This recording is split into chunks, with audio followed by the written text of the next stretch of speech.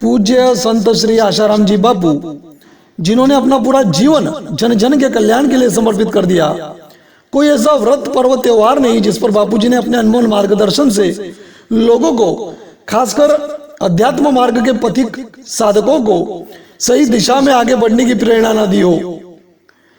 महाशिवरात्रि पर आम लोग भले भोले के डम डम डमरूबाजी जैसे गीत तो बहुत गा लेते हैं और शिवलिंग पर बेल पत्र भी चढ़ा देते हैं, साबूदाना खाकर अपने आप को बड़ा धन्य महसूस भी कर लेते हैं। किंतु हर पर्व की तरह शिवरात्रि का भी सही तरीका पूज्य बापूजी सिखाते हैं और सगुण साकार शिव की सही उपासना के साथ साथ परम कल्याणकारी आत्म शिव की उपासना भी बड़ी सहजता से सिखाते हैं बापूजी। सूक्ष्म रूप से सदैव हमारे साथ रहने वाले बापूजी जब अपने स्थूल रूप से भी जेल जाने से पहले हमारे बीच थे, तब हर वर्ष नासिक में शिवरात्रि उत्सव पर पूज्य श्री का सत्संग कार्यक्रम होता था। आइए सुनते नासिक में 10 वर्ष पूर्व शिवरात्रि उत्सव निमित्त संपन्न कार्यक्रम की एक झलक, सत्संग की एक झलक। देखिए, सत्संगियों को, साधकों को, श्रद्धालुओं को आत्मशिव की ओर सहजता से बढ़ने के लिए बहुत ऊंचा ज्ञान कितना सरल करके और कितनी सहजता से देते हैं बापूजी।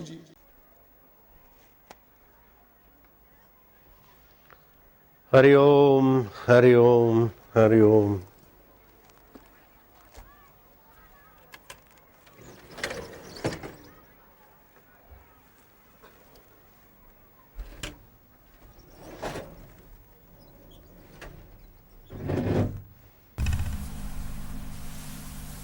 बिना ज्ञान के मनुष्य पशु के बराबर है।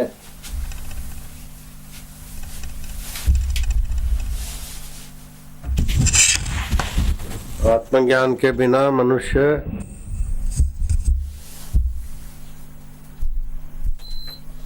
परिश्रमी पशु है, साधारण वा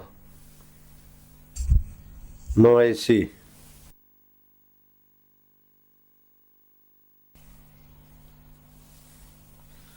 आत्मज्ञान नहीं है तो पशु है पशु। पशु परिश्रम करता है, डंडे खाता है। ऐसे मनुष्य परिश्रम करते, जन्म मरण के डंडे खाते, दुख सुख के डंडे खाते।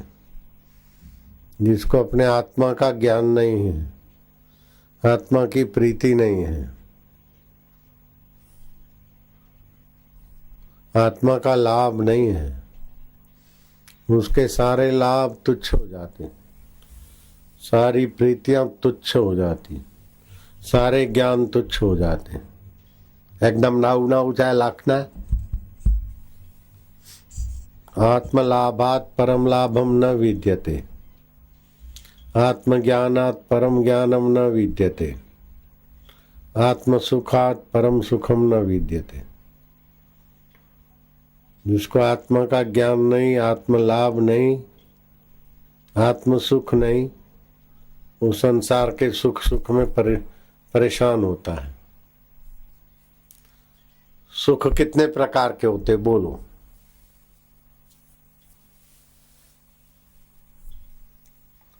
देखने का सुख, सूंघने का सुख, चखने का सुख, सुनने का सुख, स्पर्श का सुख, ये 5 विषय हुए हैं। शब्द, स्पर्श, रूप, रस और गंध। दूसरा, मान मिलता है तो सुख होता है, अपनी कहीं बड़ाई हो रही है तो सुख होता है, और जरा बढ़िया आराम मिलता है तो सुख होता है। तो सुख कितने प्रकार का हुआ? 5 और 3 8। सुख कितने प्रकार का होता है? 8।